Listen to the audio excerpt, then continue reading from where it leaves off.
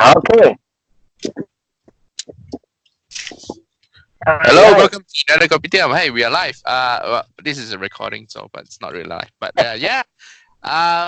Welcome to another Kopitiam. So if you just started to join our discussion in this little community, please do By give us both of us a are subscribe. No, I'm just parking actually. So I'll be done. Duh. Okay. So yeah, today we're gonna talk about Manchester United versus Inter Milan. We're gonna have a deeper analysis of the game itself, and not only the game. I think the preseason. So please, yes, like, share, and subscribe. Sorry.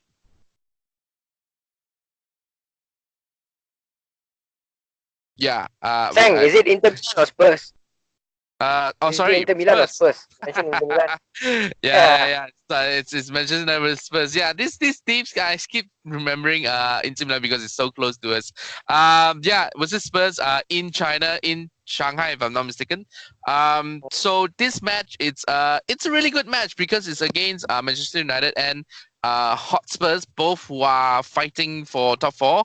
As we can see last season, Hotspur really fizzled out, like really bottled it at the end of the season. Then they started focusing on Champions Leagues, and then well, they lost the final. So, but I think at the end of the day, it doesn't matter what they lost, what we lost, because this is going to the next season. This is the match, that's gonna have a little bit of inkling, a little bit of we're gonna see what's gonna happen next season. But at the end of the day, we won 2-1, and we have quite a perfect preseason. One goal conceded in 4 games, and let me calculate the one goal scored in Singapore versus Leeds. There's 2 goals, 3 goals versus Perth Glory, 4, 5 goals, 6 goals, 7 goals, 7 goals scored, one against, and yeah. What do you think of the preseason? What because we have such a good preseason, what does it mean for our season coming ahead? So What do you it think? means, okay, because it has been a while, since I watched Man United play against other Tottenham. teams, right? Because, yeah, not just Tottenham, but other teams as well. Okay. Uh, the looks of it, um, it was as what you have mentioned about the players fizzle out because of the intensity that Ole brought in towards the end of the season. But now they come prepared. They started early, so it means that they have acclimatized. They have accustomed themselves to be fit. It is the level of work that Ole puts in. That's why he said that this is. He looks forward into the preseason, and this is the part where he really wants to make things right. To start things from zero with what he has in hand. So with the current crop, given the current crop and also the new signings that we have, so far it looks good. And for me, uh, to say that it is a perfect preseason, score wise, sorry, winning wise, it is the perfect preseason so far. They are is the team playing any against any other teams after this? Yeah, they were going to Norway in Oslo. This is Oslo, but we're going to Norway for a game against one of the Norway teams in Norway, and also, and then we will end it with AC Milan in Cardiff. That's the last of our preseason game, right before the curtain opener against Chelsea. So there are two more. Okay. There are two more. Okay. Yeah, yeah. So far it's a perfect, but for me, still lacking the call that still lacking the final touches. Final touches in terms of getting the Mm. right players, playing at the right position, and also looking at how players can fit into their new roles and so on. I would love to see more of the call that more of the fitter players. More of the you see the intensity that they have on field. It shows when you are fit, when you are ready, you can play in whatever tactical tactics or strategy or whatever pressing that you can. So I this so-called so far perfect preseason. Um, it shows that the players are hungry and they can be accustomed to whatever Ole wants them to be, as long as they are given the chance. And now it is the best chance because they started on a clean slate. So looking forward for the next two games, Norway Yeah, I and think also Estonia. Yeah, I think at the end of the day, it's always good to win. It's always good to win the preseason. But if you ask me, like, how much will this factor in to the preseason? What can we actually read about it? I think we can only read about what we can see is Oleg's tactic, and we can also see which players kind of can do it, and which players are actually we need to change. We need what new player becomes that needs to come in. But at the end of the day, I think but in the long run versus Tottenham versus Arsenal versus whether we can get top four or not, we can really not tell anything about it because like even in this game, you look at the first half, you look at the second half, all the players are mismatched because there are so many youngsters coming in. Even for Tottenham, there's so many youngsters that I do not know who is it. And in goal is what Paulo Gazzaniga, and he had quite a bad game. I think when it comes to that first goal, Marshall actually took a chance and it was a very very good shot. But if it's a better keeper would have punched it All away. through his leg. Yeah. So what I'm saying that because of the mismatch of players, because it's not the first team of the team, we really cannot read so much into Tottenham versus Manchester United versus Tottenham. Same for us, but for us slightly different because the our senior players, our supposedly first 11 are the one that's very problematic, are the one that's not consistent, whereas our youth, our the one that's will not start but comes off the bench, are the one that's Mhm. playing really, really well. So that's a very, very interesting question. What we're gonna see next season? Like who is gonna be our first 11? Can we put on the youth because they are the one playing well, and seniors player. Can we can we drop them? Can we drop them? So will Oli drop them? So all these questions are unanswered, and to me, I think it created even more questions because the one that's supposed to be coming off the bench are playing better than the one that's starting. So that's why I say it doesn't mean a lot. It doesn't mean that this preseason that we are much Right. ready for the season. It doesn't mean that these players are all of them are going to play very well because of the mismatch. Because of the what we can see is that the the one on the bench are playing better, and will they be changed? That's my question. I don't think it's gonna happen. I think Ole is still gonna prefer experience over youth exuberance at the start of the season. But I can tell you, the losers later we're gonna talk about losers. The losers of this preseason are going to be liability to to the team if they are not changed. So a very good win. Congratulations to the boys. Gomez Yeah. very very good. But at the end of the day, it doesn't show us much. Thank If you, indeed it Alex. I shows want us that to our say I first told you 11 about. has a problem. Mm, yeah. So Yeah. so let's I go just to the want to say winners. to you. Yeah. Yeah, yeah. You want to say? Okay, the winners. Yeah. Yeah. I just want to say I told you so about Angel Gomez. He can fit into what. So Yeah. We're gonna go straight into winners and we're gonna talk more about Angel Gomez. But definitely the winners of the whole preseasons are the youth.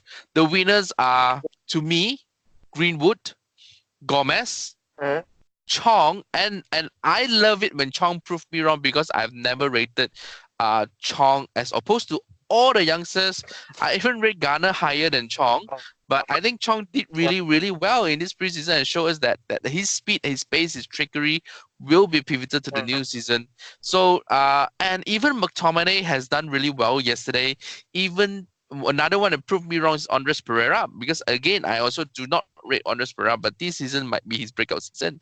So and yeah, yeah. he actually did very very well yesterday, and not only yesterday, I think against Singapore and even before that in In, Perth, yeah. Leeds, versus Leeds, he did very well also. So the thing is, Orange Pereira again has come up and show us that he can. So I think these are the winners, including Rashford. You know, Rashford had his moment also, especially the first two games, and Martial to a certain extent started very inconsistent. Started, you know, we do not see quite quiet. But I think this game is the one game.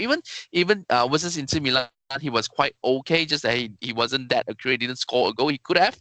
And this game he actually scored one and has one very very good chance with Daniel James. Again, Daniel James is also the winner. So I think it's all the youngsters. All the youngsters are the winner. AWB, don't forget the defense. You know, everyone Yeah. Misaka. Nobody got Yeah. past him. He is again the Yes. winner. So let's go back. Andre Gomez, Mason Greenwood, Sahith Chong, Rashford, Yeah. to a certain extent, Marshall.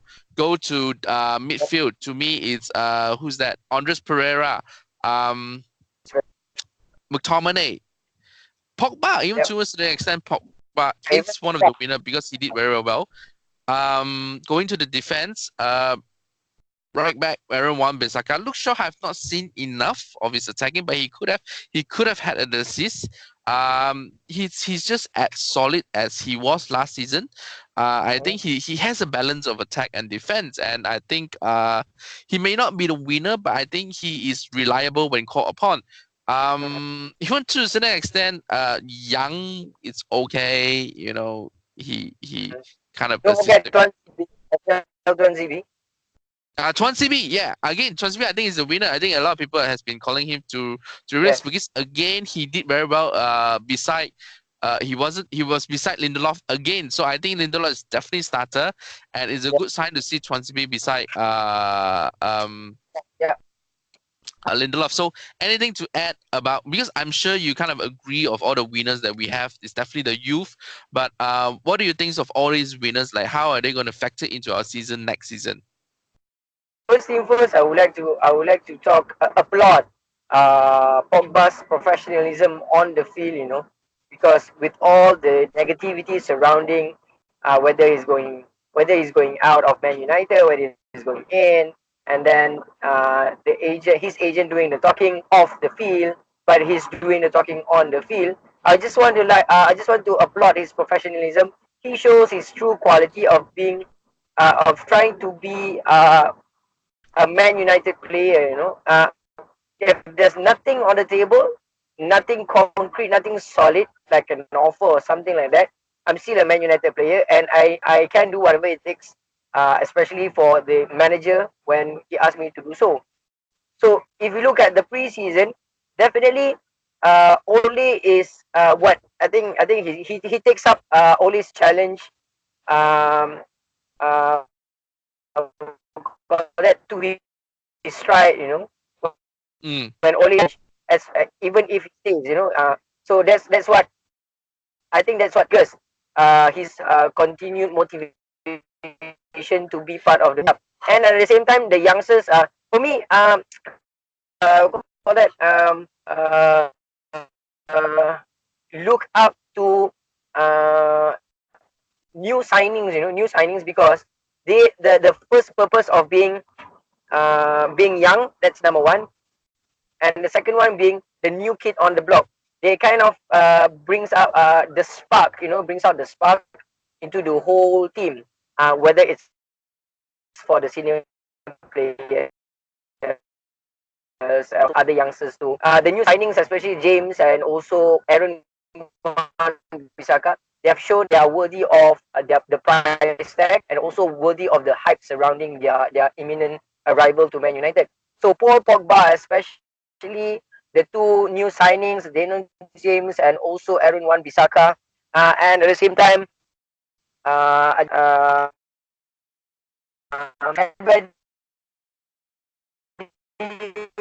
tried for Mason Greenwood to be part of whatever Ole has in mind on the right side. I just love to see him playing on the right side because he gels into the attack very well, for mm-hmm, having that mm-hmm. kind of skills and also the kind of pace.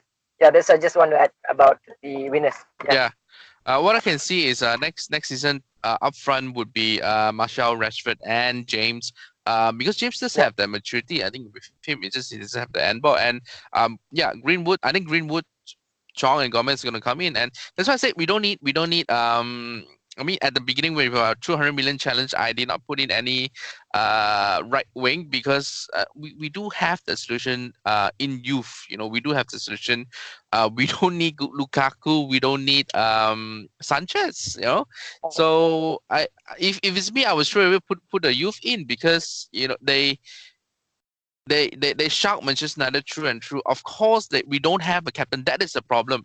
So we're gonna talk about what else we need to complete this team slightly later. So let's go back to winners. So of course we're gonna talk about losers. And before I give you my losers, why don't you put on your losers because I think we are quite similar. Okay. For me, the losers are number one, number two will be Sanchez. Number three For will not being be here. yeah, for not being there at all. Next one will be on Marcus Rojo. For me, he shows that he doesn't give that kind of confidence. He's off Mm-hmm. position most of the time. Mm-hmm. So it shows that we need impossible. We need somebody else to helm whether it's on the left back also or the center. Towards a certain extent, it'll be on Phil Jones and also Chris Smalling. Simply because they have shown if they cannot play together and get a clean sheet, that means they need someone to be partnering them, or they just need to look elsewhere to continue their career. That's it. So those are my losers so far. Matish, Lingard. Oh yeah, sorry. I told it. But the thing is, I did not mention about Matic and Lingard because Ole has full praise of his professionalism for Lingard. He he is the first one who takes up the challenge to be fit, to know the setup of the team, the new setup of the team. Next one will be Matic. Matic being singled out for his what call that, for his stature, for his calming figure. So that's why I didn't put those two, even though I'm not a huge fan of those two, of these two. But I just don't want to put them into that losers Yeah, but to basket. me, those tools are definitely a liability because our midfield definitely. That's why the thing is our midfield is really slow in the second half against Tottenham Hotspur because Matic is in that group, Mata is in that group, and Lingard is in that group in our second half team. So the whole pressing becomes slow. Mata cannot press. Become slow. He's very slow. Yeah, I mean, and he's gonna get slower. Okay, Mata had a very good assist for the Gomez goal. It was a very intricate pass. But the thing is, it's not gonna hide. It's not gonna hide. It's not gonna paper over the cracks that he is a slow player. He couldn't play that pressing role, and hence why we got pressed back by Tottenham Hotspur in our second half. And Matic again, that Tottenham Hotspur have, Lucas Moura actually controlled the ball with 3 or 4 touches before he slammed it home. It got deflected. He side-footed Romero. Wasn't his fault. But Matic was so close to Moura. He took so long to actually get close to him. I mean, that is the problem with our defensive midfield when Matic is there because his movement, like I seen him in the preseason trying to chase a player who got past him. The first thing, he shouldn't be even getting past him. But the second thing is when he was jogging back to he wasn't even trying to attack a player, he was jogging back. So at the end of the day, I think Matic is going to be a very big loser in this preseason, and I fear that we are going to start with Matic, and we are going to have the same problem next season because it's Matic. I would like Fred in because Fred is tenacious, he's quick, and he would try to pressure players, and even McTominay can do a better job at CDM because Matic has lost it. He is not the quick player. He can do it at places like Everton. That needs a good center defensive midfield. He is good. He is calm. But when you want him to chase player, when you want him to press, he is not your player. He is a Marino player where if he stays at the back, yes. But that's not how Ole plays. Again, Matic will be one of the victims of the change of tactics led by Ole. So, and Lingard, he's so quiet. Again, technicality has let him down. He can run and run all day, but his fitness is very, very good. But he just doesn't need. He cannot do what is needed to be done. His technicality is not there. His passing is not there. For some reason, he's very, very bad this preseason, and I think he's a bench player at best. And to come to Rojo, yes, yesterday first team Smalling, Rojo, they didn't concede, but the reason is because it was a very, very good midfield. Pogba, Good McTominay, midfield.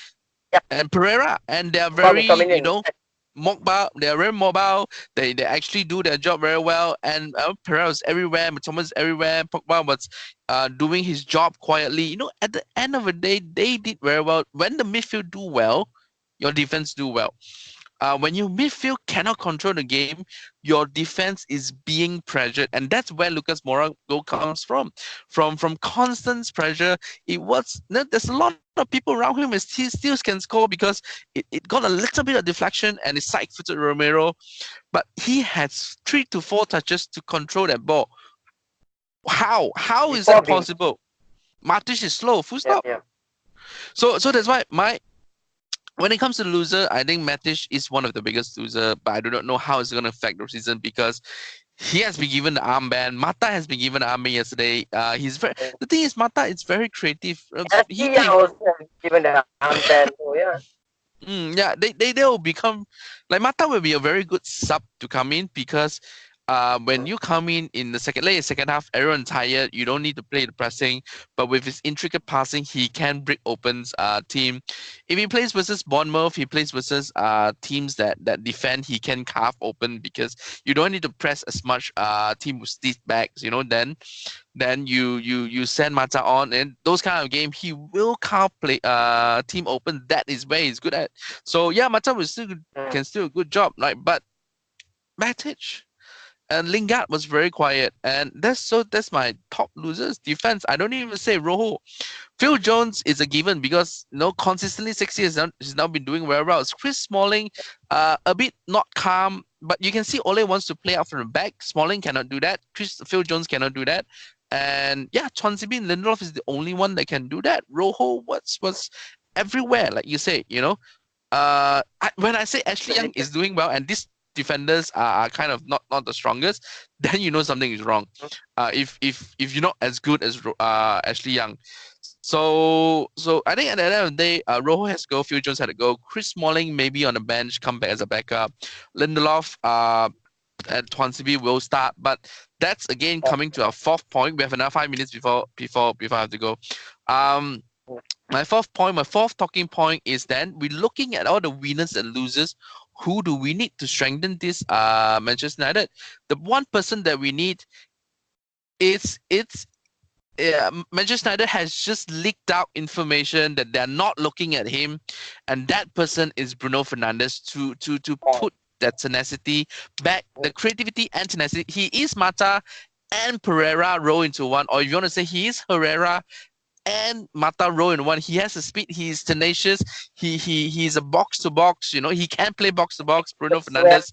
He's creative and he gives you the goal. But Manchester come with the news that they are not looking at him. They have never been looking at him, and these are just yeah. news by Portuguese media to actually garner a move from Bruno Fernandes to get him into a bidding war. And I call bullshit on this because we have been scouting him since last season. The whole season we've talked about him. Sky Sports actually said that we are in for him. We are looking at him. But again, Sky Sports is also the one that reported that we are not looking at him. Whatever Manchester United leaked out, this hopefully is only a ploy, a tactic to get Sporting Lisbon to lower their price. But at £62 million, he is worth that money. He is the best I agree player with in Portuguese. yep, Yeah, yep, he yep. has the best stat in Portugal. No one in Portugal league is better than him. How is he not worth 62 million? So we Yeah. definitely need Bruno Fernandes, and I think you know who is the next one. You want to talk about him? The one that we Uh, need. is it Harry Maguire? Definitely. Like it doesn't even have to me, it doesn't even have to be Harry Maguire. It can be a centre back, a strong Yeah, centre back. To it me, Harry must, Maguire or Coulibaly. yes, yes. It must be a centre back. It will not be anybody else, because we have we have adequate we call that backups for other roles, except for a credible centre backs, and also the ones who can, like you said, the ones who are like Herrera and Mata rolled up into one. So yeah, in terms of Yeah, centre, Bruno Fernandes. yeah, yeah. In Yeah, terms yeah. of So centre back, hmm, Harry Maguire can pass out the back. That plays exactly to what Ole wants. Coulibaly, I'm not so sure, but yeah, he is a beast in the defense. And when we talk about Lindelof and Swansea, both of them are very similar. So when you place two similar defenders together, they don't complement each other's weaknesses, and they are not the best of headers. Lindelof and Swansea. We need a heading um, prowess in the centre back, and that's Maguire, and that's Coulibaly. And the plus side for Maguire is he can pass up from the back. So I think that's the one reason why Ole really wants Harry very, Maguire. But yeah, Koulibaly is good enough. Now the question is to you. Um, the news is we are very close to signing. Gazzetta dello Sport said we are very close to signing Milinkovic-Savic. There's news also that the agent is already in London to trash out a deal. To the deal is almost agreed, and it seems that we are going to sign Savage in replacement of Bruno Fernandes at the moment. That means we're not going to sign Bruno Fernandes. We're going to sign Savage. What do you think of that deal? Like, would you accept Savage in place of Bruno Fernandes? because the hype, like you said, the hype and the scouting with all the number of games that we've looked into, especially the clubs scouts looking into Bruno Fernandes. I think it will be a waste of resources, just to reverse, or just to revert to a second option, because we have come so far in order to get the interest of Bruno Fernandes. Like you said, he's the best Portuguese league can offer to us. So why do we settle for a different option when the asking price should have been met earlier? So uh, it's not that I disagree with Milinkovic-Savic. He is a talented player. He has the physical. He can be part of the setup. He is tenacious. He has the technical abilities, and also he has the talent to do so. But when you opted for that kind of move, it shows that we are not ready to trash out for the best player that we have. So it's kind of bizarre and also disappointing to know that we are settling for second best. So that's what I think about the deal. Yeah. Okay, so you think Savage is second best? To me, Savage is good. Savage is good. I've seen his skill. I've seen him play in games before, and I think he can influence the game very well. He can influence the pace of the game. So but he's also another box to box player, and because of his height, he can be used very well in heading situation, in dead ball situation. So Miliko Savage does provide a very good replacement for Bruno Fernandes. But if you ask me, Bruno Fernandes and Milinkovic-Savic, and like you said, we have been doing so long with Bruno Fernandes. He has done so well to be there. Why not? And he's cheaper than Milinkovic-Savic. So to me, Milinkovic-Savic, to me, Bruno Fernandes and Pogba will strike a good partnership. But I don't know if Pogba and Milinkovic-Savic will strike a partnership, because he's very similar to Pogba.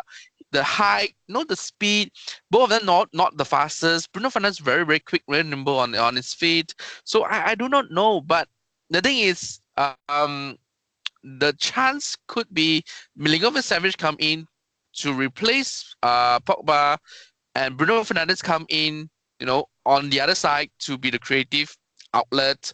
And yeah, we are stuck with McTominay, Fred, or Matic in the center defensive midfield, which I hope McTominay or Fred will be there. So I think that will be the best case scenario. Yeah, Pogba leaving, because I think if you say you want to leave, at the end of the day, your loyalty is tested. But I think Pogba will go where the money is.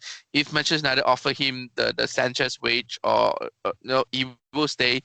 Yeah, that's why I think at the end this preseason, what we have seen so far, what we think will happen, I think Savage might come in. Bruno Fernandes, it's a negotiation tactic. And I see Maguire coming in because Ole has been talking about Maguire, and I see these deals being happening, and Pogba will go before after the season starts. After the season starts, because okay. Spanish transfer season doesn't shut when the season start. They shut in at the end of August. So anyway, yeah, that's the end of the discussion. Time ran out, and if you want to just join our discussion, leave your comment down below. Let us know about your opinions on the preseason. How it's gonna shape our preseason. Do you think we need Savage, Bruno Fernandes, Maguire, or do you think our team is ready to go, ready to challenge next season? Let us know down below. And like, share, and subscribe. I'll see you soon. Thank you. Bye. Bye. Yeah, Bye. you have to press the stop record.